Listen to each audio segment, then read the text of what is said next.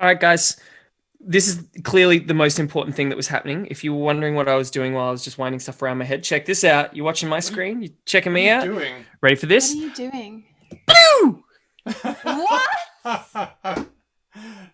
That is great. That is excellent. Hey, friends. Okay, let's all take a deep breath and do this.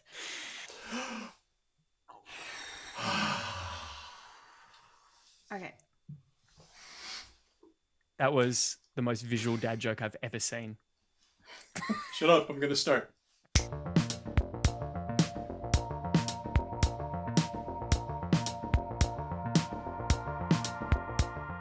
Hello and welcome to this episode of Because Language, a podcast about linguistics, the science of language.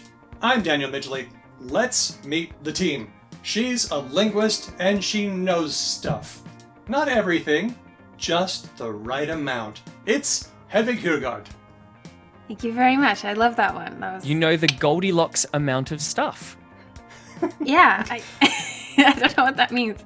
You know, but, like the Goldilocks I like zone. Not too little, Not too hot, not too not much, too cold. just the right amount.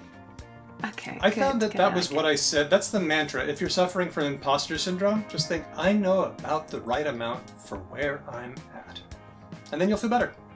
Yeah, and also if we're talking about helping with imposter syndrome, also the person who hired me is pretty smart and probably did a good decision. And if there's something I don't know, it's probably fine. Yeah, exactly. That's great because it also confers respect to your immediate, collegiate mass. Wow. Go you for being just good at things. I'll go on. He's the one whose personal ads say good sense of humor, but in his case, it's actually true. It's the fabulous king of the fairies. It's Ben Ainsley. I feel like I got so shortchanged this time around. You never like my intros. a super nice one, and you were just like, yeah, this guy's a bit of a dick, but not too much of a dick. But you are good at being funny. Don't try and save it. It's fine. No, but you are. You're naturally that. This is what I tell Impressive. people. You should listen to us because sometimes Ben's funny. We're because Yes. Sometimes Yes. really is the key modifier there for all of the people who are seeing the sausage be made this time around, which I suppose it's about time we actually talk about the bizarreness of this particular permutation of the show, shouldn't we? Yes. I guess so. This is this live episode is part of LingFest, and we're very glad to have supporting us Christy Filipich, our wonderful and indefatigable Auslan interpreter. I really enjoyed watching Christy pause for a second when you said indefatigable and just kind of look at you with the look that just kind of... I've never seen a loving fuck you expression before, and that is exactly what I just saw. We're also very Yeah. glad to have in attendance a number of our dear patrons who support the show, who give us great questions and ideas, make it possible for us to keep the show going, and are just heaps of fun to chat with. And you form a great part of our community, and we're so grateful to have you here. Yay! Yeah. Yeah, it's very interesting. So during this show, everyone's live on the same call and there's a chat, so we can see people react to things we say while we're talking. So I don't know, we've never done that before. So it might make for an interesting show. For instance, one of the most recent comments I've just seen, because I'm wearing a crown of fairy lights, because people could actually see me this time around, is that I can now go by Titania, which is a great Shakespeare reference, and I heartily endorse you guys using that as my nickname from now on. Wicked. Okay, great. Titania and I are coming at you from Whadjuk Noongar country, and we want to take a moment and acknowledge the traditional custodians of the land, pay tribute to Aboriginal leaders past, present, and emerging. Hedvig, do you have any information on you? There's nothing really equivalent where you are. You're in Leipzig. There's nothing equivalent really. All I can say is that, because I went on a city tour of Leipzig, that Leipzig and many other German cities that end in "ik" used to be dominated by Slavic people hundreds and hundreds of years ago. Same with the neighborhood I'm in, Stötteritz, Plagwitz, all of them. So I'm in the east of Germany, so we have Leah says the indigenous population of Leipzig is called Reichsbürger. That just sounds like people living in cities. But anyway, but Europeans don't really tend to do that. I think it would be more important on like minority indigenous land like Sami land in Sweden. But this custom of paying tribute to the land you're on, I have mainly encountered in Australia. I've seen people talk about it in North America, but it's very Australian. I like it a lot.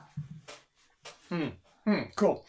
Later on, we are going to be taking your questions and maybe even your words of the week, so get those ready. And also we'll have a big announcement at the end.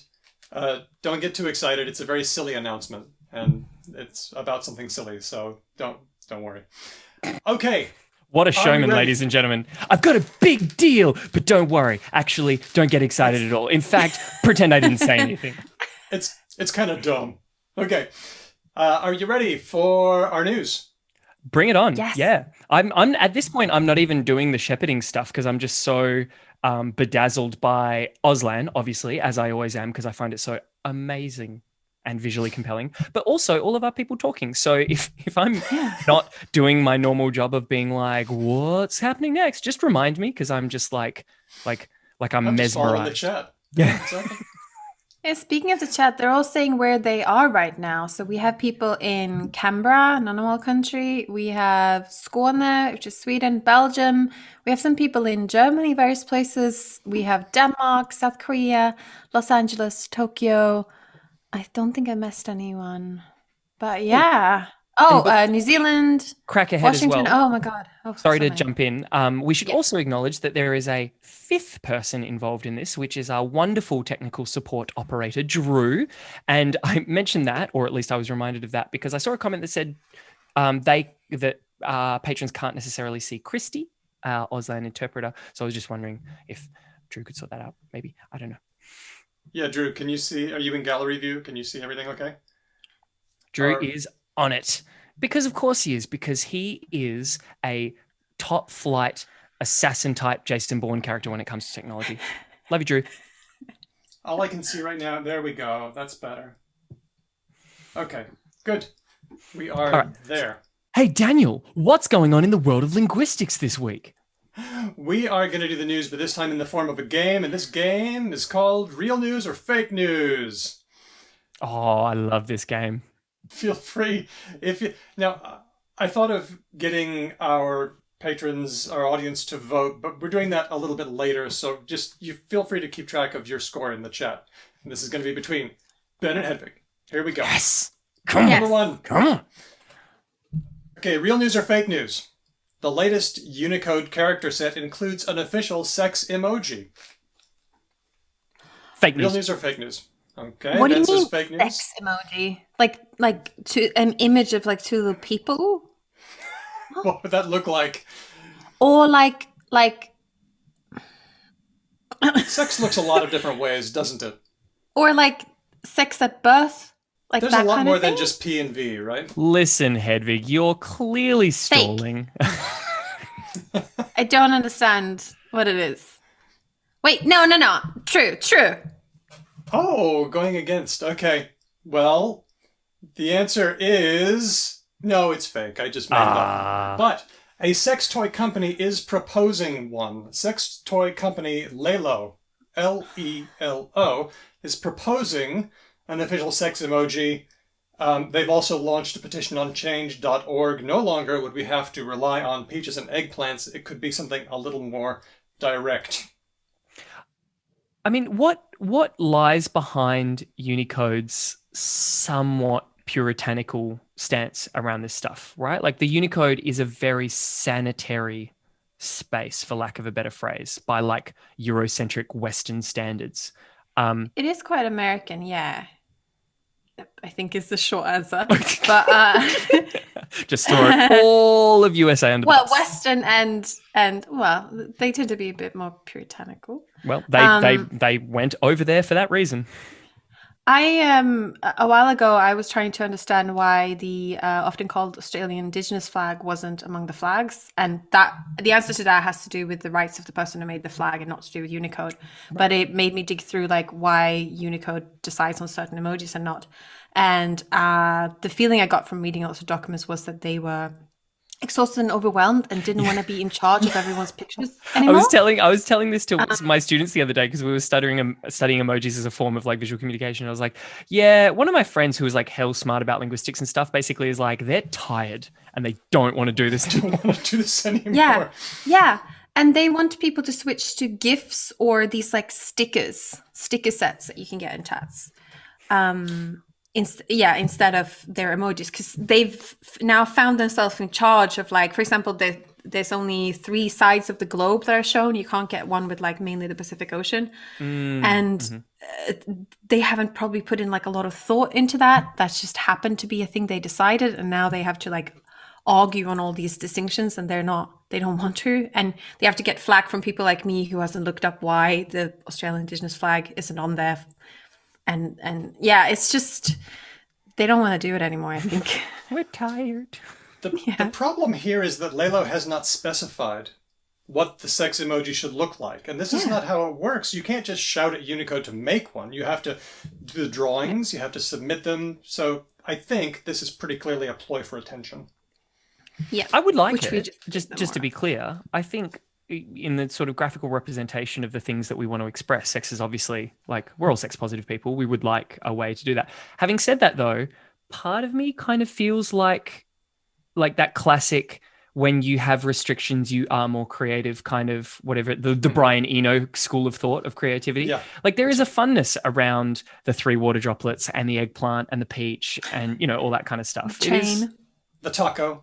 The one I found out about recently was the Italian gesture. Sorry, I'll do it sideways. The Italian gesture emoji, and I was just like, oh no, the that one. The hand. Yeah. By the way, eggplanting is a term that's arisen in the last month. Eggplanting is a common mistake. It's sending someone an eggplant before the relationship is ready for the eggplant. And I like that. I really like that. Common mistake. To be clear, I don't like the act of doing that. I like the fact that it has a name for when you've misread the situation and you just like cool all the temperature down. You just show bad judgment. Okay, so 1 for Ben. Keep track of your own darn scores. Number 2, real news or fake news. A U.S. court has told attorneys to stop using the Garamond font. If you're not aware, it's a serif font, and you're not supposed to use it if you're a lawyer. True or false? I'm going to let Hedvig answer first because I jumped in last time. But the Garamond isn't particularly offensive, right? I've seen it. I think it's very stylish. I'm also surprised that they are forbidding. Why aren't they saying you can only use Arial and Times New Roman? Why are they saying you can't use this one? That's odd. Okay. But this was in some sort of like local American place, was it? Well, if it were a real story, it might be. Jeez, what a poker face. You want to guess fake, Hedvig, and I'll go true? I'm confused about what's going on. I'll put it out there. I was going to guess true simply because there is no one in this world more predisposed to pedant type behavior than font nerds. So I can absolutely believe that somewhere someone with some decision-making power was just like, not on my watch to this one particular font. So I'm going true. That's very strange. Yeah. Okay, I'm going to go false. Okay. 1 for Ben again. It is true. Ben's 2-0. So you did double bluff us. So we're currently at, The U.S. Court of Appeals for the District of Columbia Circuit has added a note to their style guide. Briefs will only be accepted if they're written in 14-point serifed fonts like Century or Times New Roman. The court strictly discouraged the use of Garamond. Explicitly. I love. Do you know what that reminds me of? That meme of like a lake and lightning, and it just says like God says, "Fuck this one fish in particular." It feels like that's what they've done. We want you to use this, and also fuck you, Garamond, and the horse you rode in on. Some people in the chat are pointing out, I think that's what they're pointing out, which may be true, that Garamond might have particular issues with what's called kerning, which is like how letters, when they are next to each other, how they sort of line up and invade each other's spaces. And maybe Garamond makes confusion or something. I don't know. Garamond does appear smaller than other typefaces, and you can use that to shave a few pages off of a legal brief if there's a page limit. So there we go. There's an attempt to stop people gaming the system. Okay, real news or fake news number 3. A company in Scotland is getting roasted online for dropping all the vowels out of its business name. True or false? I would assume false. I'm going to go with false on this one simply because I have seen like infinity, like alt rock band / pop artists drop all the vowels from their name, and like not only does no one get up in arms, but people are like, oh my god, have you heard churches? Oh my god. Like, yeah, but we're talking about Scottish people, and they have tall poppy syndrome just like you do. Hey, Adebisi Shank comes from Scotland, and they're awesome. Okay, so Scottish people make good alternative music as well. No, I'm sure they do. I'm just saying I could see them thinking that something like that is phony. I'm still going to go with fake. Okay, I'm going to go with true. I'm hoping for my first point. By the way, every band with no vowels in its name sucks, except Hate Rock. I want in chat, I want to hear one band that doesn't suck besides HTRK, Hate Rock. Okay. If you count Y as a consonant. Oh, I love that the first suggestion that came into our chat was Grinder. I'm like, represent. I love that. It's true. Yes. No. Standard Life Aberdeen has shrunk to 5 letters. ABRDN. Aberdon, or perhaps a burden. It does seem to be like that Grinder Tumblr thing that's kind of played out, don't you think? Yeah. Think it's past. That's exactly what I thought it was. I'm surprised they're getting roasted, though. I've got to be honest. Not because I've started a business that has dropped its vowels and I'm like low-key hoping I don't come next or whatever, but more just... Do you guys remember how like for a long time there, and I'm just doing like a little picture on my screen, people changed like basically all of their logos to that like hipster X with like 4 little symbols in the X, and it was like craft brewing companies and all that kind of stuff, you know, like it had like 2 iconographic arrows and then like a mountain and a tree and like a beard and a hops or something. And like every logo did that. And it was just kind of accepted. I don't even know what hops looks like. They look like a little, they kind of look like a little strawberry, but with wavy lines, like an umbral. They look like a strawberry with scales. Yes, that is a great way to describe it, actually. A strawberry with scalps. As my partner and I would know from farming lots of them in Stardew Valley. Strawberry armor. Cool. All right. Who got that one? Was that you, Hedvig? Yes, I did. Got my first point. Yay. And also people have suggested lots of bands without vowels in the name that are good, like Management. So. Okay. Cool. This was my secret ploy. I just wanted to get more good bands. Okay. I really like that someone put Ludwig van Beethoven without any vowels, and it's still incredibly legible. Yes. Yeah, it is, isn't it? English isn't supposed to work like that. Okay, number 4. Real news or fake news? A study of text messages between people in relationships find that couples use language most similarly at the start of a relationship, but then their language use begins to diverge. Real news or fake news? Is that because in the beginning of a relationship, you're just being what you think is normal? And that happens to be the same. I've got my immediate response based purely on my own experience was fake news, because in every relationship I've been, our communication has converged. You know, like you pick up the habits of like your partner's little quirks, right? But my little brain is like, ooh, are we hyper accommodating when we're still trying to lock a romantic partner in? And then once they are locked in and we've made sure they can't escape, then we're just like, haha, sucked in. Here's my real language, doofus. You know, they say relationships are the ultimate long con. I'm going to go with fake news. I reckon you get more similar as time goes on. Okay. I'm going to go with true news. Okay. Yeah, I'm just thinking about my text messages and my husband Steven's, and they're different. Okay, this one was fake news. Oh, What The happens crown of is, light has a power. this is work from Miriam Brinberg from Pennsylvania State University and Neelam Ram from Stanford, published in the Journal of Communication. They looked at about 1 million texts from 41 couples over 200 days.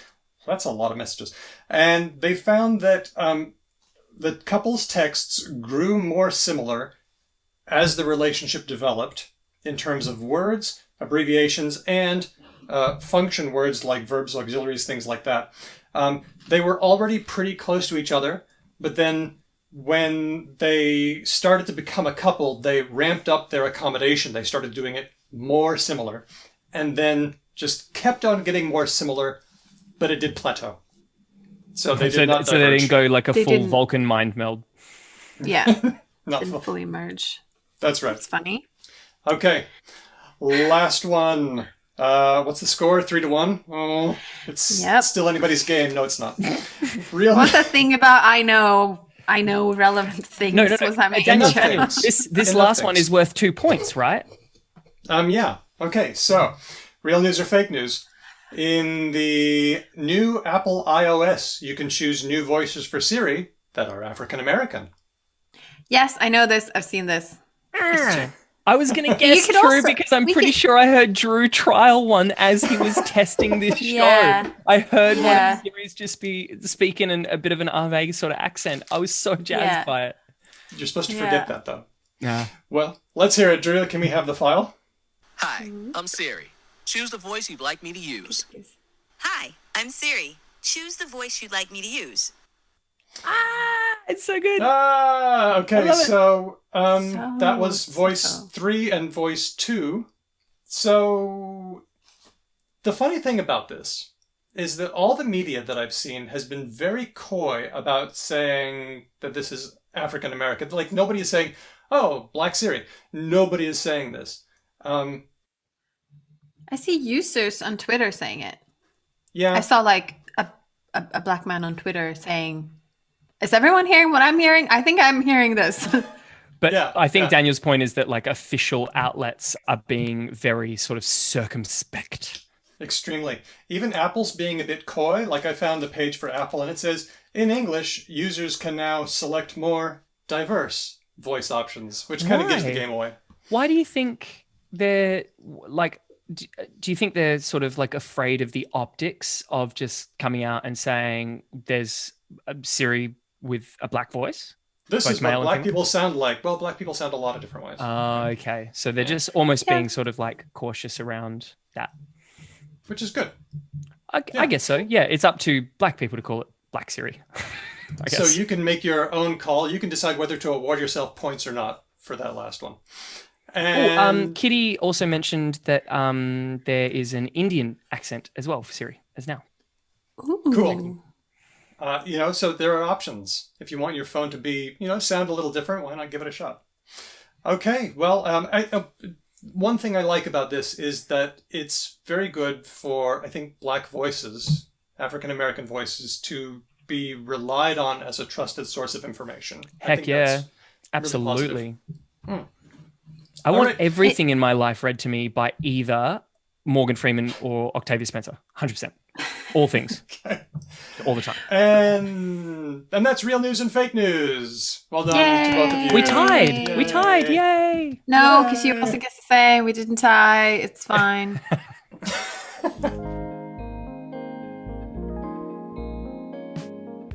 And now it's time for the semantics part of our show. There are some thorny usage issues that we have been wanting to find out about and get your input on. So, it's... No, Leah, not like is cereal a soup. Don't even start me. I'll go there. Is a hot dog a sandwich? Triggered. We did a whole episode on that. Anyway, we're going to let you, our dear listeners, vote. Now, this first one is a bit of a throwback, but we're going to stick it up there anyway. Here we go. By the way, I've set it so I can actually see their faces as well. So I can actually see your faces on my secondary screen. So. Daniel, Okay, why? Why, Daniel? It's time for you to vote. It's a hot day, so thank goodness for aircon. But now it's a bit chilly in here, so to make the room warmer, I'm going to turn the aircon. What are you going to do, Ben? Let's see if you still agree with your old self. Should I vote as well, or should I stay out of it? You obviously, You're welcome obviously, and I really hope I am as fervently arguing the same point that I did when I was younger. You obviously turn the intensity of the device which is making things cold down in order to make things not as cold as they currently are. Mm-hmm. Okay, so Now, wait a minute. please put me out of my misery. Did I say that before? Before you were arguing that if you wanted to get warmer, you turn the air conditioning up. That's what you argued a long time ago. But clearly, you've moderated on your very strong views. No, I haven't moderated at all. I've just swung wildly overcompensatory to the other extreme. We got a question if non-native speakers are allowed. Of course they are. Well, there's more than us than them, so... Yes, please. Considering exactly. like one member of our show is a non-native speaker of English, I think we can probably say yes. Yeah. And also the often it calcs the same way into other languages. Okay, I'm going to end this poll. Boop. Everyone's voted, and now I'm going to display the results. It looks like if you want the room to get a little less cold, you're going to turn the air conditioning down. Most people said down, although it was close. Things, as I remember, got a little bit weird if you go the other way and say you want it to be colder. So people were a lot more clear on this one. So this was the extra weird case, and a lot of people are jumping in to the comment section with a really good design fix, which is like, do you want to turn the temperature up or down? Right, which is just for a split cycle system where it can be both a heater and an air conditioner is just a very good way to do it, really. Sure. Okay, let's go on to our next one. How do I do? Oh, here we go. Dude. Okay. This one is a couple of them. First of all, it's Saturday. If Daniel says, let's get together next Monday, when is that? In 2 days or in 9 days or not sure? Okay, so if I say, let's get together next Monday.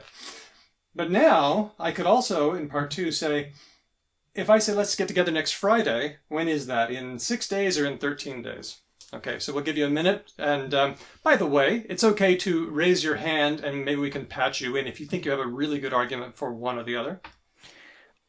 Oh, I feel so strongly about this.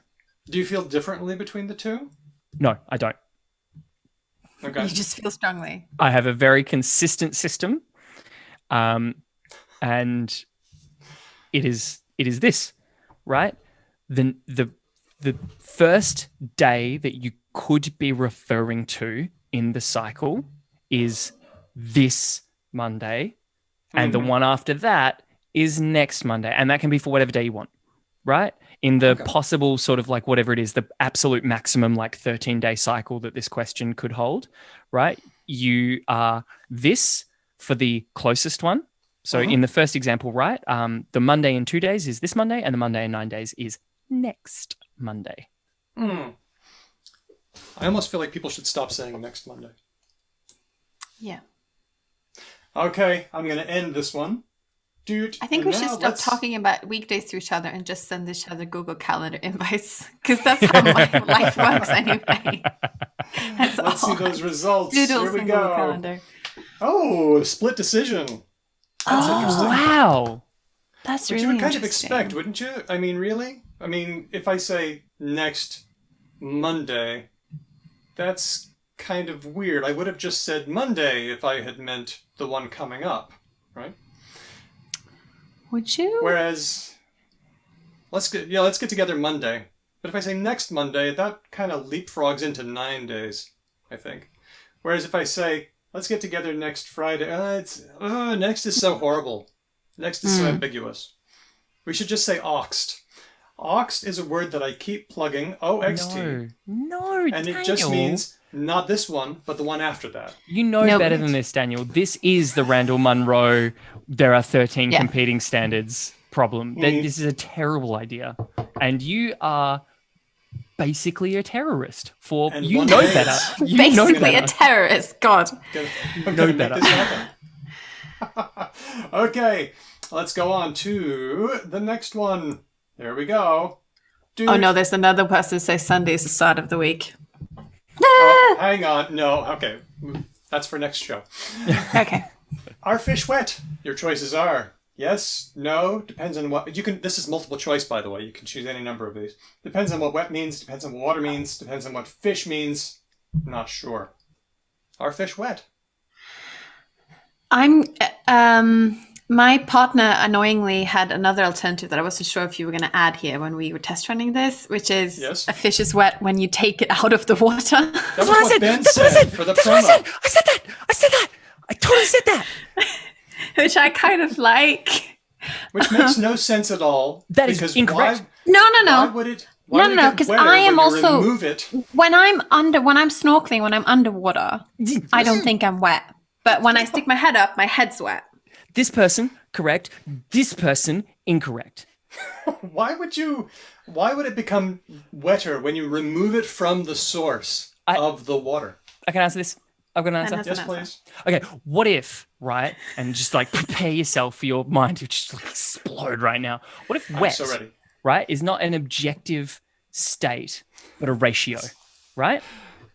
Right? A ratio of moisture to ambient moisture, right? So when a fish is in water, it's not wet because it's just surrounded by the element that it like lives and breathes in. And then you pluck it out of the water, it's dripping with wetness in an otherwise dry environment, right? In other words, wetness is an emergent property of contact with water. Correct.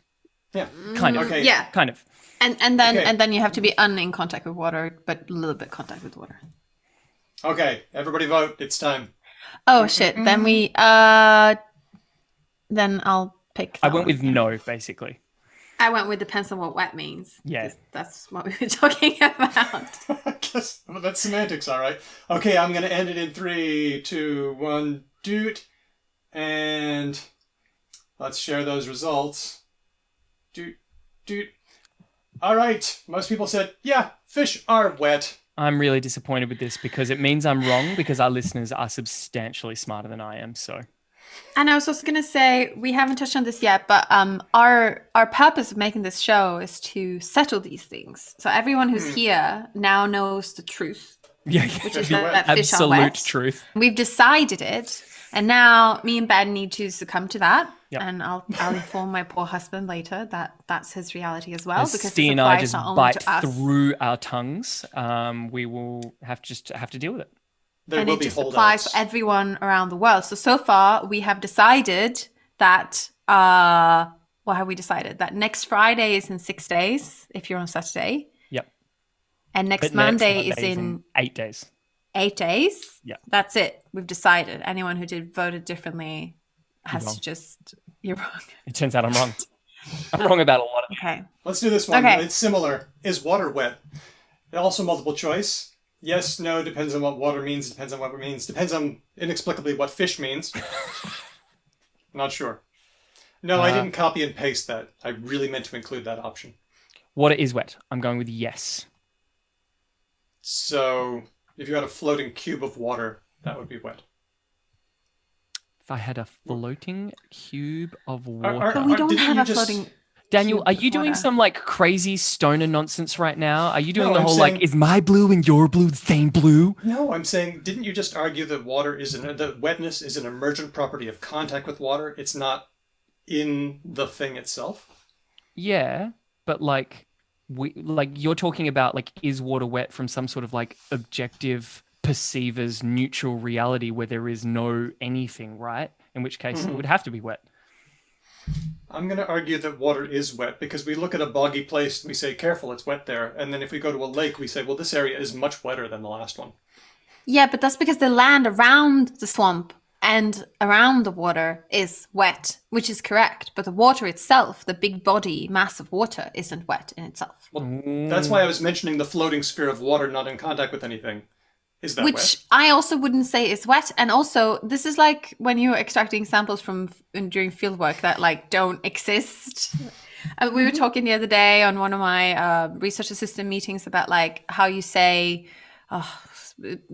present tense but perfective, so like finished events but that are happening at this moment. Like no one talks about them. Like they don't occur in corpora. They don't happen in the world. People don't talk about them. I feel like there is a whole bunch of talking to try and justify when you know you're going to be proven wrong in this poll in a second. There's an interesting discussion in chat about whether ice is wet. Does anybody want to raise their hand and jump in? Maybe we can try to include you. Maybe our tech guy can help. So if you use the raising hand emoji, or if you wave your hand around, I might see it. But they're not doing it because maybe they don't want to do it. That's fair. Yeah, they're probably sitting there being like, hell no, you're the idiots who have a podcast. We just listen. Yeah, that's fair. That's fair. Okay, time to vote. I'm going to end the poll in 5, 4, 3, 2, 1. Doot. Let's take a look at those results. Predictably, yeah, it looks kind of the same as before. We've decided that water is intrinsic, that wetness is intrinsic to water, and it's not a result of contact. Breaking news, water is wet, says Kitty. Okay. You heard it here first, folks. In a related note, submit. Can the sky be deep? Yes, no, or not sure. Ooh. Think about it. Does it have depth? Is it deep? Water can be deep, but what about the sky? I am going to go with no, because it can't be deep. It can only be high because of our stupid monkey-centric perception of the universe. Okay, from our own perspective. But Ben, do you think a room can be deep? I mean, I guess like a Scrooge McDuck vault full of money that you swim in can be deep, and that's a room, I guess. Okay. And when you say depth perception, do you mean this direction or that direction? Yeah, nah, I see what you're doing here, and I don't buy it. Like, yes, depth can have multiple contextual inferences, but I think the way English speakers use the word deep, they generally mean down. For instance, I presume Lord Mortis, who is listening right now, is located somewhere very, very deep. Like underground? What? Yeah. What? Okay, interesting. Because a person who has the moniker Lord Mortis is not someone who's just like floating on the Jovian moons, right? Like it's a deep name. Invisible oranges. Invisible oranges. I love it. I just love when someone pointed that out to me and I was like, oh my God, metal fans totally are holding invisible oranges. It's so good. Okay, I'm going to end this soon, but it's a squeaker, so get your votes in now. Okay, in 3, 2, 1, doot. And let's see the results. By a whisker, the sky can be deep, but boy, are we split. That's close. That's close. That's real close. Yes. You know, it seems like deep is only used for things that we're on top of and can go down through. But apparently not. When you make a cabinet and you... Get it. We get it. Depth can be lateral. You don't need to give Yeah, exactly. And mostly it is in those situations. This is the depth of this thing. But you're using depth and deep like they're synonyms. And as we know, there is no such thing as a synonym. That's true. I just linguistics you like a motherfucker, and I feel so good about it. No. You're just a bad loser. I also just really quickly want to acknowledge that there is an awesome person in our chat who is also called Ben, but they had the courtesy to put in brackets, not the host one. God bless you, Ben. Thank you. We're going to go to the next one, and this one's about the word around. If you're going around a tree in pursuit of a squirrel, and the squirrel also goes around the tree on the opposite side from you, did you go around the squirrel? If you're going around a tree in pursuit of a squirrel, and the squirrel also goes around the tree. Okay. Here's a tree. Yep. Here's a cockatoo. Which I'm substituting. Here's me. Hello, cockatoo. Wait, I have too many houses. Okay, so I go like this. I go 360 divided by 2. 180 degrees. Yeah. All right, thank you. And the squirrel does the same. Is that what you're saying? Mm-hmm. That's right. You do not go around the squirrel. And the tree is always between me and the squirrel because we're always on opposite sides. Yeah, you're like And I'm just going to read this. This is from Leela by Robert Pirsig, because this conundrum comes from William James, considered the father of pragmatism. James and a group of friends were on an outing somewhere, and one of them chased a squirrel around a tree. The squirrel instinctively clung to the opposite side of the tree and moved so that as the man circled the tree, the squirrel also circled it on the opposite side. After observing this, James and his friends engaged in a philosophic discussion of the question. Did the man go around the squirrel or didn't he? He was north, south, east, and west of the squirrel, so he must have gone around it. Yet, at no time had he ever gone to the back or to the side of the squirrel. The squirrel could say, that man never got around me. Yeah, exactly. Yeah, He didn't go around the squirrel. Yeah, exactly. I'm saying he's not going around. And as many people have pointed out in our chat, when you're talking about words like this, your point of reference is like the super important thing. And it seems like the tree is the point of reference. They both go around the tree. They do not go around each other. Yeah. Happy? That's what I think. Yep. Okay. Let's see. Okay, I'm going to close off the poll in 3, 2, 1. Doot. Let's see those Someone results. said, if I rotate 360 degrees, does the person next to me go around me? Yeah. Let's see that. By a pretty clear margin, there we no. go. You do not go around the squirrel. Makes Okay, sense to me. we've solved it. We've solved James's philosophical I actually problem like, with empiricism. Yeah, who asked that? Matthias, and I'm so sorry, Matthias, if I'm pronouncing that incorrectly. I think that's the more interesting question. If I rotate on the spot and someone stands still, have they gone around me, or have I spun like a weirdo near them? You all went around me now. I spun. Yeah, exactly. If you want to say that he went around the squirrel, then you'd also have to say that I go around the island of Manhattan every day, because I'm opposite sides of the earth from it. Yeah. But that doesn't seem right. But you don't. Oh, Okay, sorry. no. Okay. Also, I think the far more interesting logic. thing in that little, what shall we call, anecdote is both of those people keyed into the really boring part of that activity, which was discussing the semantics of it, when you could just be playing squirrel tag, which is heaps of fun. Poor squirrel. Sounds Those scary. squirrels. I've got to be honest, when I've done that with a squirrel, they seem to be having a great time. Okay, yeah, fair enough. Where did you find a squirrel? Not in Australia, Okay. obviously. No. In America. Okay, Perfect. here we Find go. a Number cat. 7. We're getting through it. This is great. I'm so glad we're settling these things. Finally. If a test was deceptively easy, was it easy or hard? This one really fried my circuits. I experienced a halting error on this one. Like I was like, Okay, so our problem is that when have you ever watched the show QI? Mm-hmm. And sometimes Stephen Fry asks, or Sandy Toxic asks a question to lure our beloved what's his name? Who's always on the show? My brain fried. I've forgotten his name. Fuzzy hair guy. Yeah, fuzzy hair guy who plays Jonathan Creek. Jonathan Creek.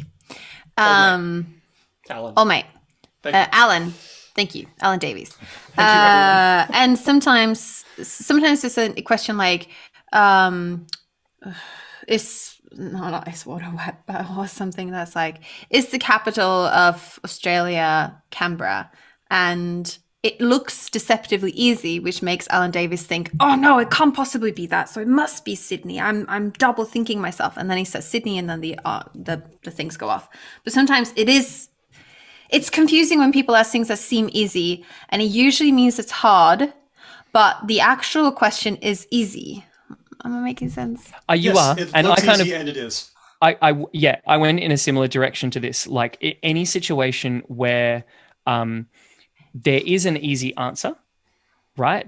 But the easy answer isn't necessarily immediately obvious, right? So the solution to the problem is straightforward, but getting to or realizing that solution maybe not so straightforward. Does that make sense? That's the other one, yeah. I was thinking more of the double bluffing thing, where the actual answer is easy to find and straightforward, but you start doubting yourself. because you think they can't possibly be asking me this. Like when Stephen Fry finally asked a question to which the answer is a blue whale. And Ellen Davis is like, it can't be that. It's never that. Yeah. I think on either of those, though, we're saying the same thing, which is fundamentally it is easy. Easy. Yes. Okay. Okay, I'm going to close off the poll. Make your votes. 3 and 2 and 1. Doot. Let's see those results. Looks like if a thing is deceptively easy, then it actually is easy. Yay. Maybe it looked hard, but it turned out to be easy. I agree with our very, very smart listeners. This is good. This was the same as the result from a language log survey from 2011. When asked the exam was deceptively easy, about a little more than half of everyone said it was easy. But when you say it was deceptively hard, everybody says, oh yeah, that was totally hard. And I think we get the same result here. Just really quickly, Deceptively hard. this reminds me of, has anyone here ever been doing like an MCQ, a multiple choice quiz, where you've had like 5 of the same answers in a row? Like you've gone D, D, D, D, D, and then the next one is also D, and you're just like, Can't be. That seems weird. Yeah. Really, it activates my cortisol levels like so few things can. Yeah. So the thing about a question like this is when you have terms with a positive or neutral valence, like easy or simple or kind, it's a little ambiguous, but it leans toward being simple or kind or easy. But when it's negative, it tends to be negative. So deceptively hard, deceptively ugly, those things tend to be hard and ugly and so on. Much more straightforwardly. Okay. Let's do it. Thank you. We're getting through these very well. And Solving all the now, problems. Yep. Here we go. Oh, there's 2. This is a twofer. Number 1, if somebody gets electrocuted, did they die? Yes, no, not sure. And then, did the teenager in this headline die? Teenager shot in home invasion. Okay. Now, I know that in our promo, you both said no. Electrocution is not dead.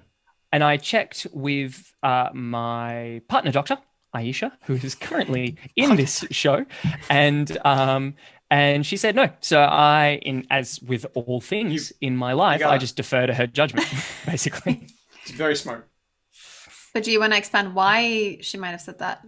I mean, if she would like to, she can give her answer. I don't want to necessarily answer for her. Do we have an Aisha actively listening? She might actually be in the toilet. I'm not sure. She think it's turned off her video for a second. No, there she is. I did turn it off because I was stuffing my face with tofu and I thought that might not be the best look. But I was listening. So what was the question? It's the if someone electrocuted got one. electrocuted, did they die? Well, no, because not all electrocutions are fatal electrocutions. You can be electrocuted and you can survive that with horrific burns and or a cardiac arrhythmia that needs to be reversed with a further medically controlled DC shock. So I'm taking it that way. But hey, it's a linguistic podcast, so it could be that I'm completely misinterpreting. Can I ask a follow-up question, which I didn't actually, this is not me doing like a little bit that I rehearsed or anything. This is just a thought that's occurred to me. So clearly there's a threshold for being electrocuted, right? Like I've touched an electric fence and it hurt, but I didn't get horrific burns or a cardiac arrhythmia or anything like that. So is there a certain sort of gradation of like electric shock, electric something? How far it has to go through? Exactly. So we have a lot, in it we have heaps of terms and they all tend to be graded. And it's true of many different types of syndromes and types of illnesses. And we love grades either between 1 to 5 or 1 to 3. And my understanding of shocks is that it's sort of mild, moderate, severe. It's just, the way that we grade it. So for you to be considered electrocuted would need to be moderate or severe, which would mean that you would need to not just have had an experience, an interaction with the electricity that left you just with a bit of a fright, but actually have either caused burns and or cardiac issues, a cardiac arrhythmia. So we can say with certainty that if you've been electrocuted, it's a really bad fucking day. My sister got electrocuted when we were little. She touched a globe that had a light in it and a radiator. and they weren't properly earthed, and she got an electric shock through here, which is terrifying. And she was like 6 or something at the time. Yeah, they rushed to a hospital. She was fine. It was terrifying. But still electrocuted. I would argue, yes. Okay. But I don't think we in Swedish don't have the word. We just said electric current went through her, as far as I can't. In classic Swedish style of just like, I'm going to combine all of the relevant words into one single word. 3, 2, 1. Does it change your answer if I say that the etymology of electrocution is electric execution? Like you actually got executed? Right. Does that matter? Or not? I mean, yes, but why can't you guys all just say electric shock went through her? Solved. Let's see the results. No, everyone says, most people say, nah, you didn't die in either case. I was a little, I noticed, however, that not dead on the number 2, the teenager shot in home invasion. I feel like that one is a little more ambiguous because... Well, clearly it is by our survey. Or more toward the dead. I was thinking more toward the dead side. And the reason I thought that is because think about your Gricean maxims by Paul Grice, Grice. We're always guessing about what people mean, but also why they're saying it. And if it's in a headline, then it tends to be serious. And so our brain takes the more serious interpretation. Oh, he was shot and killed. Yes, but same thing, if he was killed, why isn't the headline teenager killed in home invasion? I'm also going to, just to really make this tiny micro bit super medical, bring up another thing that Aisha's told me in many of our conversations, which is that unfortunately, based on the just horrific prevalence of gun trauma in the United States, doctors are getting really effective at getting people to not die who have been shot because they've had just a truly heartbreaking amount of practice at it. That's good. Let's go on. It is good. Okay, another annoying one, and this one is bi-weekly. We're thinking of having bi-weekly episodes. How often is that? Is it every 2 weeks or is it twice a week? This always does my head in. I never know this. Or every 2 weeks for podcast episodes, but my answer might change for something else. Or twice a week for podcast episodes, but my answer might change for something else. We're not sure. I think twice a week. That's where I go with it. Twice a week. What? I just voted every 2 weeks because that was the obvious answer to me. This is not good. And we are bi-weekly. Oh. Don't like this. Don't like this one bit, Ben. Well, it wouldn't be because language if we agreed. Okay. Of course, dear listeners, feel free to weigh in if you... Like, what is what's biannual? Is that twice a year? Yes, this is the problem. There's biannual and then there's biennial. Biennale. Yeah. No, biennial. Yeah, Biennale. There's 3 of them. What are the 3? 3. No, because biennial. But there's biannual. Biannual. But then there's the art Venice exhibit. there's the Venice Biennale. Yeah, which I think is a different thing. But it happens every 2 years. The Venice Biennale is like for lack of a better phrase, the Olympics of like displaying art, and it happens every 2 years in Venice, and representatives from each country drop their work, blah, blah, blah. Actually, do you know what? It's not like the Olympics. It's like Eurovision because it's a lot more hokey. But anyway, the problem is that we don't have the same split for bi-weekly as we do for the year, but there are 2 different words. We might be confused about them, but there are 2 different words. But the bi-weekly, yeah. I like that this, of all of the things, Hedvig, is the one where you've just been like, this is the correct answer. Suck a fuck everyone else. James has a good point. Semi is a perfectly good prefix. We can certainly use it. Semi-weekly doesn't have the same. But semi means both half and sometimes, sort of. That's the kind of ambiguity I love to work with. If I could put that into a work contract, like, how often does Ben work? Semi-regularly. So- I like Kitty's suggestion of fortnightly and twice weekly. That's we got to good. get Americans to say fortnightly. Good. Yeah, fortnight is like a wonderful, wonderful usage turn. 100%. Okay, we're going to end this one, dude. And this one turned out pretty ambiguous. But Oh, damn. Oh no! twice a week Oh no! has the edge. I This think is that's. I bad. think that one's still 50-50 for me. Now, That no. one is Excuse still- me. No. You did not Within- sell us on this narrative that we were going to like, oh, if it's close, it doesn't matter. There was some close ones before, and you were like, sucked in, everyone. This is what the answer is. So this time, right, I was right, and you guys were wrong, and you just have to deal with it. But see, I have to sell this to the larger linguistic community now, and if I have that kind of, Yeah. is it significant? To use a phrase that I know is hated by so many people, Daniel, that sounds like a you problem. Yes. My problem, I think- feel like. Sorry, I'm willing to give it up. I'm going to go with Kitty and start saying fortnightly and twice weekly because I think that's better. Just nobody But- say bi-weekly. Stop saying bi-weekly. Just say semi-weekly, fortnightly. Just say something else. It's I like with next love weekend. that you are Stop wrong it. and you were just trying so desperately to keep your head above water on this one. I do not have a dog in this fight. I do not vote. You clearly do. It's any dog but this dog that won. I just want to end. I just want the pain to Just end. because you weren't barracking for one particular thing doesn't mean, as we said earlier, that you can't do that. Like, fuck this one fish in particular meme. I have no feels. Yeah. I have no feels.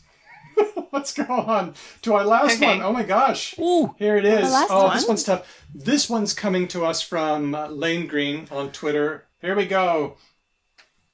If a square object is 10 meters square, how long is each side? Try to go with your feels. Oh. Is it? Oh, no. Is each side 10 meters, or is each side 3.16 meters, which is the square root Each- of 10? Or not sure. In Australian usage, I think I 10 feel meters square. very comfortable in saying if a square object is 10 meters square, Mhm. each side is 10 meters. And if you were to say an area was 10 square meters, every side, well, actually, it doesn't actually matter what the sides are as long as one by the other equals 10 square meters. Mm-hmm. Yeah. Let's see if that changes the votes. I coming didn't in. vote that way. I voted as square meters 3.6 because that makes sense to me. And I did add the justification at the start there that is 100% Australian usage. I don't know how other English users might roll with that, but that's definitely how we use it in Australia.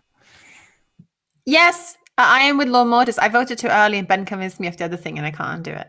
So add 2 votes for me and Lord Mortis on, well, I know that I should have voted for the number 1 option and I don't know if... One for Kitty, too. Oh, and Kitty as well. We really shouldn't have voted. We shouldn't have been so sure of Apparently, I have a ourselves. great career ahead of me as like a political leader for deeply petty and completely irrelevant issues and topics. Because I think we always knew that.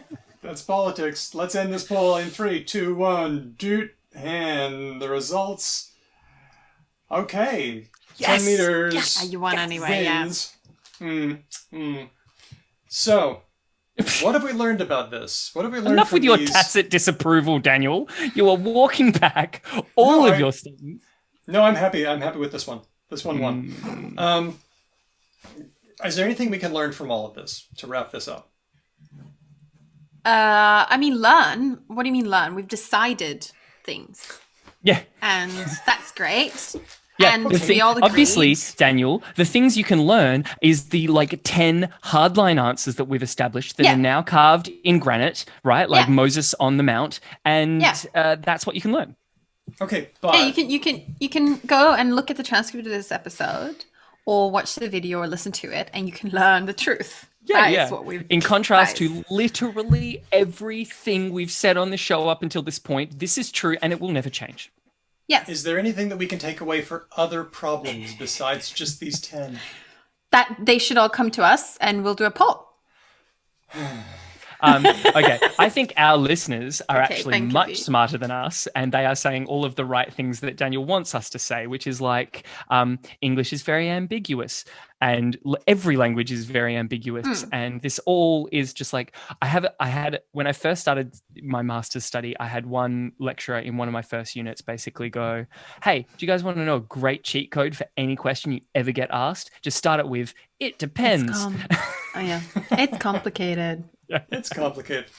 Well, one thing I want to get out there is that semantics is underspecified. We often say words that mean less than a precise meaning because language is imprecise, and we often rely on context to figure out which interpretation is most valid. And it's not necessarily a problem. There are people who like to make it a problem, or who like to make conlangs on their spare time where everything is super duper defined. It's often not a problem. We usually get by well enough as it is. There's some research about whether it matters where, like, the social demographics of the language community. Maybe if you're very few people and you all know each other super well, you can be even less precise because you can all understand what you refer to anyway. So, and written language, as some people pointed out here, there's a problem when you say something is spoken and you see the other person. I can see Ben and Daniel now. I can see if they're nodding or understanding. But when I write something, you often have to spell things out more. That's a good point as well, because you don't know the person who's going to read it sometimes. I really liked. Oh, sorry, Daniel. Just bringing in our listeners. Kevin made a really good point that this points out that it's important to clarify in spoken language, and sometimes an email doesn't clarify the way we need it to. I think that's such a useful life lesson. Yeah, it's good to be shorter sentences and clear sentences. It's often good. And also, apparently, we've just rocked a bunch of Americans' worlds to find out that, like, squirrels are mostly American, and there's, like, some European squirrels, but for the most part, like, they're purely relegated to the Americas. And I'm seeing a few Americans being like, what? This is not a universally understood tiny creature? Squirrels aren't everywhere? True. So the European squirrel, the grey one, is... So UK has this problem with the grey and the red ones, right? Correct. And the red ones are the... I think the red ones are the native to Europe, and the grey ones are the ones. Yeah, because there's only red ones in Sweden, and when Steve sees them, he's like, "Oh, a precious red one! Oh, I see a red squirrel! Oh, how exciting!" It's like real life Pokemon Go. Yeah, a rare red Squirrelax. Yeah.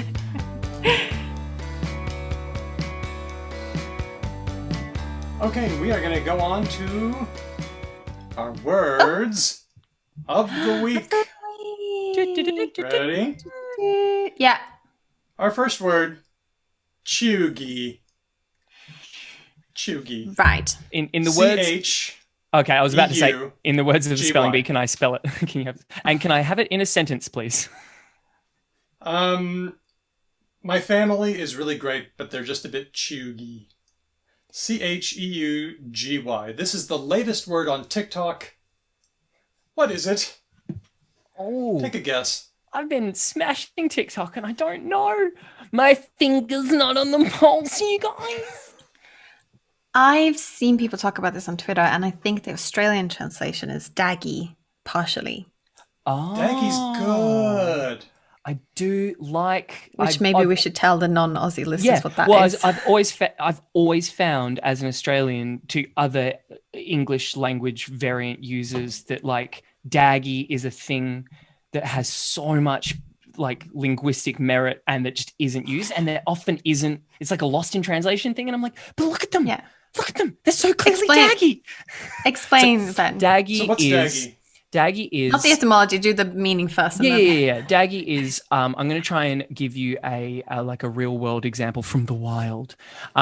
Let's say your mum has just gone out into the front yard early in the morning wearing just her dressing gown and slippers to grab the paper, and maybe she's got like her hair in a bit of a thing, and like the neighbor who she knows really well sees her and they'll be like, "Oh, g'day, love, looking a bit daggy this morning," right? So it's like an endearing way of saying not necessarily looking that great, but it's often said with like a kindness. It's a positive statement about a negative look. Isn't it also similar to Americans' usage of basic? So if someone comes into the office and has all the clothes on and everything, but is not looking super interesting, are they daggy? I would disagree personally. I've seen basic used far, far more pejoratively. I've seen people wield basic like a proper knife, whereas I've never seen anyone use that with daggy. And I'm seeing people in the comment section saying tacky, and I would argue that it's not the same as tacky because again, tacky tends to be quite down looking. Right? When someone looks tacky, it's usually a person of a higher sort of fashion status saying, they look a bit tacky. Whereas daggy, like I said, is a real, it has a vein of kindness in it for the most part. Maybe a little bit like uncool, scraggly. I think that's about right. Scraggly? Maybe. But let's get back to chuggy because okay, sorry, what a digression. Poor chuggy Christy. Is kind of like so sorry. off trend. So like you like things that were popular about a decade ago. Here's a list of things that are kind of chuggy. Things that I have seen described as chuggy. Minions. Oh, yep. Dancing with the Stars. The whole girl boss aesthetic. We're still in basic territory, yeah. Yeah, still basic. Grown-ups who are just a bit too into Disney. The entirety of BYU. Talk like a pirate day is kind of chuggy. Saying things like, said no one ever. It's like it's like daggy but cringe. I know exactly what chuggy is now, and I feel like I've got a really, really quick and easy way to categorize it for everyone. Please. Chuggy is stuff millennials do that they think is still cool that Gen Z absolutely does not think is cool anymore.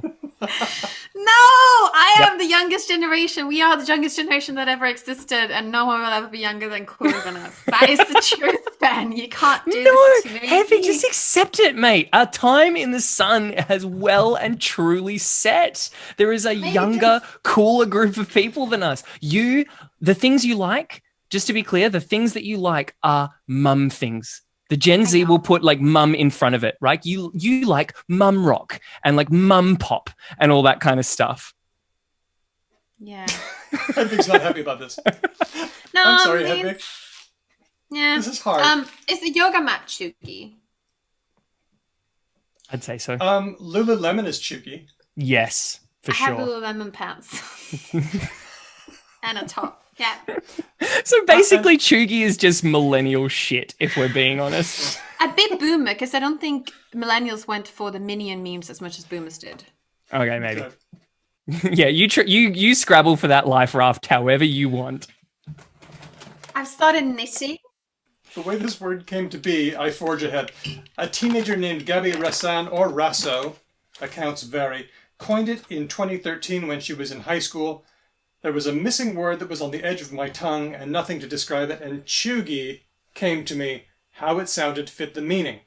Then, her friend Hallie Kane made a TikTok video explaining it, and now here we are talking about it, which makes me wonder, is this one of those things that it is not a thing and that only linguists are picking up and showing to everyone? Way out of proportion to the term's popularity. Didn't former guest of the show, Nicole Holiday, point that out on Twitter? That she had asked one of her young people in her presence, and they were like, never heard of it. What? It should be noted, just to get a little bit media teacher-y here, is that part of TikTok's just like raging success is their capacity to quickly and powerfully make and support microcultures. So it's entirely possible that a huge subset of Gen Z is saying this, and then a whole huge subset of Gen Z has never even seen it or encountered it before. And when they encountered it, they'd be like, "Ugh, gross, that's what those other losers do," or whatever. Let's go on to our next one. This one was suggested by Zaprithi on our Discord channel. Zaprithi, if you're here, do you want to do this one? Ooh. Raise a hand if you want. Otherwise, I'll read it. Okay, here I go. Have you guys spoken at all yet about the TikTok trend of using the word crunchy as in crunchy childhood. Don't know how niche this might be just on my For You page, but I found it. Interesting use of that adjective. Oh my God. Aish and I are looking at each other through the screen right now because we 100% use this all the time. Really? Yeah. What does it mean, Ben? Crunchy is like in fact, I know crunchy. I'm going to confer to my partner because it doesn't mean something that crunches when you bite into it. That's not how we're using it. We're not describing we're not toddlers who are just like on random stuff, obviously. Aish, do you want to explain how we use crunchy? It basically means it's something uncomfortable, but it's uncomfortable in multiple ways. And so you can't say this particular thing about it is uncomfortable, but it's multifactorial. And so, but the overall feeling that you're left with is it's uncomfortable. I sort of don't really want to talk about it. Interesting.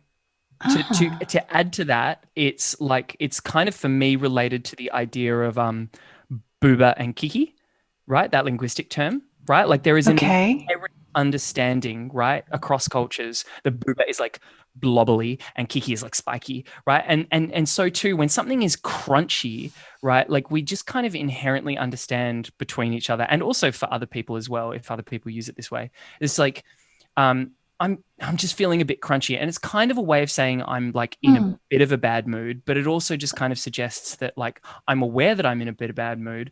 I'm processing it. It's like, I find it's really useful. It's like a funk. It's kind of all of those things, but it's clearly not one of those things, because if it was, we would just use that thing. Well, let me just explain this as far as I've gotten it, and I'm going to pull a comment from Nikolai out of the chat who mentioned granola. It's kind of granola. So this is a very, very specific experience of growing up in the UK countryside in the early 2000s. So let me just read some of the things according to thetab.com. Some things that are crunchy. You were forced to go on roughly 7 million family walks and bike rides. Your mum would never buy the good snacks, just raisins, rice cakes, and those gross strawberry bear fruit yo-yo things. Your parents' cupboards are full of roughly 37 different kinds of tea. Your school shoes were always from Clark's. This is like, I'm having a bit of a relatability gap here. I'm sorry. So this is interesting because this is not how Aish and I use it at all. This is a whole different thing. Yeah, this is different. This is like in Sweden, if you didn't have the commercial TV channels, you only had the ones that come free to air. Right. That sounds like in that category. Yep. So it's like a little bit hippie crossed with like a little bit anti-capitalist crossed with like a little bit left-wing kind of thing. Crossed with you didn't get to do stuff. Yeah. If that's what crunchy is, then I can tell you Germany is very crunchy. But that doesn't sound like what... Because, like, for example, Angela Merkel goes on a hike every year and she wears the same shirt every year and has done it for 10 years. And all the Germans are like, it's great. She uses the same shirt. It's a great sign that she's like a reliable politician because she goes hiking every year in the mountains and she uses the same shirt. Yeah. Thanks for your stunning German impression. Well, I'm glad to hear about other people's childhoods, even if I can only relate to it slightly, being a Gen X kid whose mother gave him brewer's yeast every once in a while, but that's about as granola as it got. Man. What do you to eat it? What? Oh yeah, it was a thing. Adele Davis. What do you mean? Is that like an American Pacific Northwest cod liver oil type thing? Yeah. Okay. But it was in my orange juice. Oh my god. Okay. Sorry, Mom. Next one, juvenile. I noticed this one and I tweeted it. It's a story in the West Australian. Yay. 3 members of the West Coast Eagles were taking their official derby photo and they flashed a white power hand signal. Okay. You know the one? Okay. Looks like... I've got to... This is a thing, but it's also not a thing. Right? Like, it is a thing. No. It 100% is a thing, and it is a white power symbol. One of those kids is of Aboriginal descent. Yep. They're not using it as a white power symbol, I promise you, because I see kids doing this in the school, and it's part of a game where if you like make a person look at this hand gesture, then you get to punch them, basically. I know the circle game. Yeah. So it's the circle game, but it's also a white supremacy symbol. And I feel really bad for this Eagles player who's Aboriginal who did it thinking it was the circle game because I would just hate to be him a lot. So this is part of the thing about the white power symbol is that it hides behind a lot of other symbols. And, you know, yeah, you can still use the... there's a really good thread by Lauren Gone, which we'll link to in our blog. But the way that the PR folks described it was juvenile, which I had never heard that as a euphemism for racist before. Oh, okay. I see what you mean. Yeah. Yeah, well, that happens when like 18-year-olds do like blackface at Halloween. I can see people describing them as juvenile in a similar vein, where like other words would probably be better, like racist. Stupid and racist. Yeah. Well, it's an interesting asymmetry because when white adults do something, and this isn't just this incident, it's lots of other incidents. When white adults do something unacceptable, they're described in terms that we use for children. And then black children, when they are, you know, murdered by cops or by white people, they're described in terms of adult things. Yeah. They were mature looking. They looked mature. Yeah. Same with underage girls who gets accosted sometimes and raped, etc. They look mature. Okay, so there was that one. Well, I feel less certain about that one now because of your input, Ben. Well, like I said, I just really feel for this one kid in particular who you have to imagine is not doing a white power symbol on any possible conceivable level as like a notable member of his like Indigenous community, all that kind of stuff. So I just wanted to like throw a defense in that kid's general direction. Yep, cool. Hedvig, I need your help on this one because we've been talking about lo-fi for a good long time, but I wanted to make this official. Okay. Lo-fi.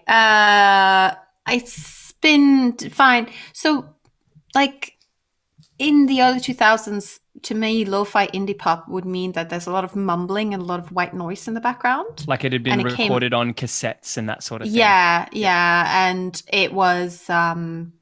maybe Death Cab for Cutie is a bit, but like there was a Scottish label called Rough Trade that did a lot of this kind of lo-fi. But then there is lo-fi now, which are these like YouTube streams and things. Mm-hmm. And the most famous one is Lo-Fi Beats to Study and Relax to, which has the Lo-Fi Girl. The channel used to be called Chilled Cow, but now they've just renamed themselves to Lo-Fi Girl. I think that was smart. Like they responded like a dictionary. They just went, okay, so this is how everyone calls us. This is what we're called. Okay, fine. And you can also listen to them on Spotify and things. And they have this kind of music style that is a bit more, less noisy, more clear. Very few words, but sometimes there'll be samples, vocal samples, or like they could be like quotes from like Star Trek or whatever in there, or like old recordings. I find that there is like a disproportionate amount of melodies from Miyazaki films, for example. Yes, sometimes you'll listen to it and you go, "Oh, that's a thing elsewhere. That's like a remade things." And it's also popular to do like this artist but lo-fi, so I can recommend Drake but lo-fi, which is like applying these filters and genre on them. It's a little bit hard to explain exactly what it sounds like, but it's no longer low fidelity. No, I would say, which is the original definition. It's chill. Chill is the other possible word for it. Is chill chuggy? I think it's still not. I would say probably not. And the reason I say that is because I regularly chuck Lo-Fi Girl up in front of like my students and they're just like, cool. This is fun. Yeah. I'm down. I can really recommend the very popular Australian Taiwanese YouTube duo Two Set Violin. They did a video where they tried to create lo-fi tracks. So they fool around in like GarageBand and stuff. It's very funny. Awesome. Okay, thank you. So, chuggy, crunchy, juvenile, and lo-fi are words of the week. I'd like to throw it open to our listeners if they want to give words, or if they want to ask us questions just for a few minutes, because we still have a little bit of time. Oh, we do. Any questions? Questions. They were writing a lot just a minute ago, but now they stopped. They're quiet. They're having their own discussion. This is great. I love it. By the way, lots of love for Nujabes in the chat, and I share that love. And what I loved as well when we started talking about squirrels, a bunch of Europeans did a STI and were just like, let me tell you about reds and greys. Mariana asks, Hedvig, what were you knitting? So it's a pandemic, right? We've gotten HelloFresh. We've gotten cats. We're doing the whole pandemic activities, and I've reached knitting. And I'm trying to knit a scarf for Steve. It's just a big old rectangle. I fucked up a bit. I started with 40 stitches, and then I somehow got to 65 stitches, which shouldn't really be a thing. And now I'm trying to down it again. So it also has some holes, but it is my first knitting project since primary school. So made with love. Yeah, no, Steve's like, oh, it'll be lovely, honey. I like it. You know? Why does Steve, who is a Manc, all of a sudden have like this weird old lady accent? He's not a Manc, starters. And is he from he's Manchester? Boltonian. No, he's from okay. Bolton. But he says to people he's from Manchester because they don't know where Bolton is. Okay. Holly asks, I find referring to family members confusing, like grandmother, maternal versus paternal, Yes. sister-in-law. Yes. If you could create English terms for ambiguous family members, what would they be? Just compounds, new right? ambiguous terms or unambiguous? Unambiguous. For ambiguous family members. So what do you call the brother? Unambiguous. They corrected themselves. Yes. Oh, yeah. So I'm gonna go with like father mother for like your dad's mother and that sort of thing, right? Or yes. like That's what mother, we're dad. calling the IKEA system of kinship. You said Dustin that, says you I don't think. want that system. Dustin says No, you want that system. It's great. And you can just pile on. If it's your father's mother's mother's mother's, you just say father, mother, mother, mother, mother. Fine. And you guys shouldn't be talking because you have this shit with cousins removed and stuff. It's not only that you have cousins leveling out like that, you also have cousins down. Yeah. And I like removed. Once you understand that removed is great. It's only great if you have just a breathtakingly large family, right? Like how many kids does every single couple producing kids need to have for like once, twice, 3 times removed to have any kind of relevance? And also, why can't you just say my cousin's son? There's a lot of love for nibblings in the chat. I also Nibblings? love nibblings. What is Nibblings. Nibblings nibblings? and nibblings. I use nibblings. What is Nibblings nibblings? is great. I have nieces and nephews. They're my nibblings. I've never heard that before. You haven't? That's so good. I think love I've used that. it on the show. Yeah. This it's great also if you have a singular one and you don't want to say what gender. This You is say- a really good design solution for my partner's nieces and nephews because at first they were just nieces and that was super easy. And then a dumb boy came along and it's just like, no, nieces and nephews. Now we've got nibblings. This is great. I'm so glad. Yeah. I love when problems get solved like this. So it sounds cute. Okay. So. Let's, we're going to take any more questions that we get and wrap them over to comments for next time. But Ooh, yay. quick announcement. This is the silly part. We are going to find a way to release NFTs of our episodes. That's Yes. right. If Oh, you want God. to own Thing. Oh, God, Daniel. the definitive copy of episode 1, wow. I should have. Do you know the saddest thing? I should have seen this coming because whenever a new platform, no matter how knew this. barren and like unpopulated it is, Daniel jumps on it. And so, like, as soon as NFTs came along, I should have just been like, oh, fucking, of course, Daniel's going to make NFTs of everything. Maybe. Unless it's too silly. I proved it as a joke. And then it's fine. We'll release them as a joke. Like Doge. Release them as a joke. And It'll look be at fun. what's happened now, huh? Huh? Oh my God. We've got 1, 2, 3, 4, 5 of our patrons saying, what? Please don't do this. All I can say, Daniel, is that like you have made us incrementally more adjacent to like trader bro douches, and I'm not super comfortable with that, right? Like we are one step closer to the subreddits that say stonks and like awesome. Okay, Thanks, so Dan. so five of our chat friends have said don't do this, but I only need one to say yes. Okay. Someone said lol what, which could be an encouragement. Let's say thanks to a bunch of people. First of all, our Auslan interpreter, Christy Filipich. Oh my gosh, what a marathon. Christy was supposed to have another interpreter come and relieve her. And I feel bad that I'm explaining this and she has to do more work in the explanation. But I feel like the people who have been using her services need to know this, which is that she shouldn't have done this whole show. Her hands are tired. The poor thing. Are they tired? Are you tired?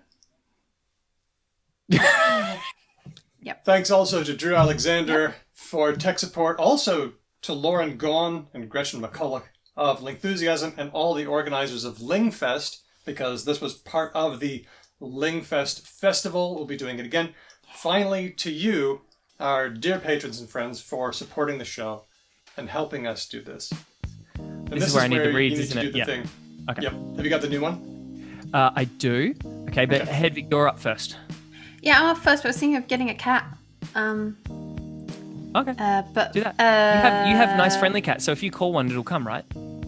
I'll just go get one. Do you want it? Can you do yours first? Okay, sure. Okay. Now I'm going to go a little bit slowly in this part because I have a lot of names to read out, and names are harder to sign than sort of conventional non-pronoun words. So, Christy, who has been doing amazing work all through our show today, is part of an effort that we do to make our shows available to people who can't hear, which obviously excludes podcasts to that community. So we really want non-hearing people to be able to take part and contribute. And so we make transcripts of all of our episodes. And those transcripts have a sideline benefit, which is that you can search them. So if you have a vague memory of that thing that one time in a show like a billion episodes ago, you can search it up through our transcripts. And the reason we can do transcripts is because of the amazing people who have joined us in our show today, our patrons. And here is a list of some of our wonderful, wonderful patrons. Okay, and this is the bit where I'm going to go slow.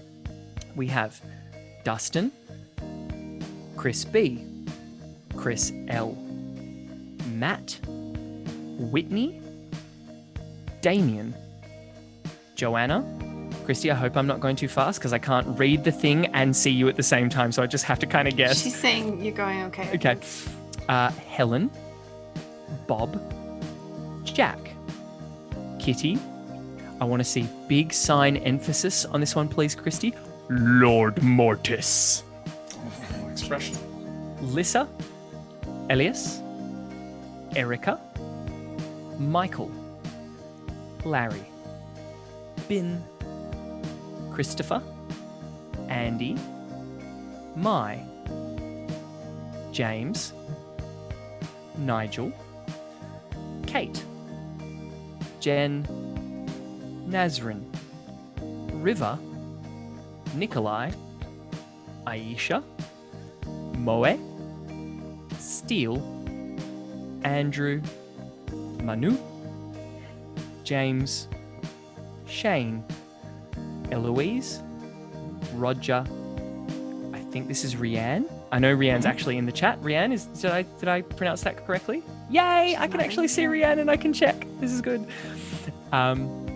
Jonathan, Colleen, Glyph, Ignacio, and Kevin. Thank you to all of our patrons, because without you, we couldn't do what we do, and especially this show where you all joined us. It's been so lovely. Mm-hmm. My heart has been warmed. Now over to Hedvig with a cat. I have the lovely Sandy here who's going to help me to say some things, maybe or not. Hello, having a good time. Thank you to all of our lovely patrons. It wouldn't be a show without you. We couldn't do polls like this and have a majority and just decide things, which is lovely. If you have any questions or comments or just want to say hi, you can always get in touch with us on all the places. Now we urgently have to go somewhere else, apparently. No, you just have to sit in that direction instead. Squirrel. Very urgent. We are Because LangPod on all the things, and all the things are Facebook, Twitter, Instagram, Mastodon, Patreon, TikTok, and Clubhouse. You can also, no, that's my porridge. You can also send an old-fashioned email at hello@becauselanguage. And I really recommend telling a friend about us, because that's how I get most of my podcast recommendations. So I assume that may be true for you as well. So tell a friend about us, and please leave a review on iTunes Store. That's great, or anywhere else you can leave a review, especially one giving us more than 1 star. That'd be very appreciated. Doing all of those things will help people find us and spread the good word of linguistics around the world. A special shout out to Dustin of Sandman Stories for tirelessly recommending us to everyone. Our theme music has been written and performed by Drew Kraplyanov. He's a member of Ryan Bino and Obsidian's Bible. Thanks for listening. We will catch you the next time there's a LingFest for our next LingFest live show. Thanks for listening. We'll see you next time, because language. Yay! We did a live show, guys, and it wasn't in a rancid pub in Perth. Yeah, that was good. Oh yeah, speaking of Lo-Fi Girl, someone just noticed. Yes, I've put googly eyes on my... Just like Lo-Fi Girl. That's really cool. I like that. I feel like you could, if Oscar Wilde could write like a really interesting screwball comedy about the way social mores have changed in the last 18 months. Like the importance of being earnest, but via Zoom. I can tell that more is one of those words that you've only read, and so... Oh, is that what it is? Social Yes. moray? Like an eel? That's right. Exactly. Right? Yeah. Is it more as in the phonetic stuff? Like a mora? No, that's a mora, but it's... But aren't it looks several like... mora a more? Wait, are you guys That's talking true. about the green superhero from Guardians of the Galaxy? No. No, obviously But- we're talking about when there are two... That's Gamora. Yeah, right? No, Yes, no, that's you're thinking about when there Gamma are as two well. screens and they make a pattern like this. That's what you're thinking of. I actually don't know what the name for that What is. is that? Otherwise, I would like to continue the joke. It's a moire. Ah. No, that's a moire. You're clearly thinking of. Oh, no, sorry. No, I get it. I see where the confusion is. You're thinking of like a very important person who writes down the account of their life towards the end of their life.